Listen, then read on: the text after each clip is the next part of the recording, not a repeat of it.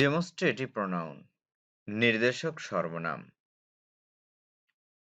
এসব প্রোনাউন দ্বারা ইগুলো কিংবা ওগুলো ইত্যাদি বুঝায়।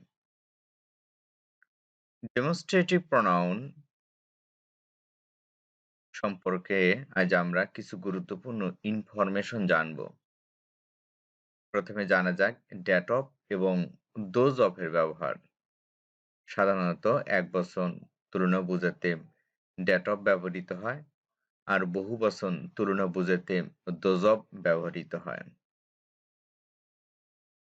যেমন the mango of Rajshahi is better দেন যশোর। এই বাক্যটি ইনকারেক্ট বাক্য, সঠিক নয়, কারণ রাজশাহীর আমের সাথে যশোরের তুলনা করা হয়েছে। তবে বাক্যটি সঠিক বাক্য হচ্ছে এরকম: the mango of Rajshahi is better then the mango of Jessore. তবে আমরা প্রোনাউনের ব্যবহার করব। ম্যাঙ্গো এই বাক্যে এক বচন, তাই আমরা ডেট অফ ব্যবহার করব। সঠিক উত্তর হচ্ছে the mango of Rajshahi is better than that of Jashore. কিংবা the roads of Dhaka are wider than Rangpur. এই বাক্যটি ইনকারেক্ট, সঠিক না, কারণ ঢাকার রাস্তার সাথে রংপুরের তুলনা করা হয়েছে। সঠিক হবে ঢাকার রাস্তার সাথে রংপুরের রাস্তার তুলনা। সঠিক বাক্যটি এরকম: the roads of Dhaka are wider than roads of Rangpur.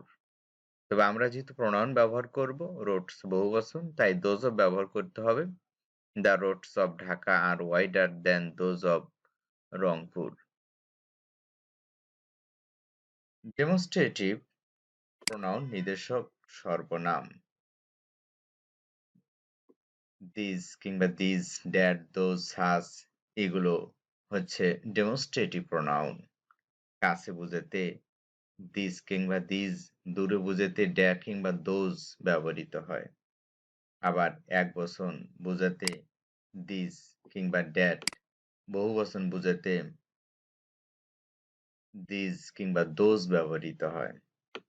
কিছু উদাহরণ লক্ষ্য করো।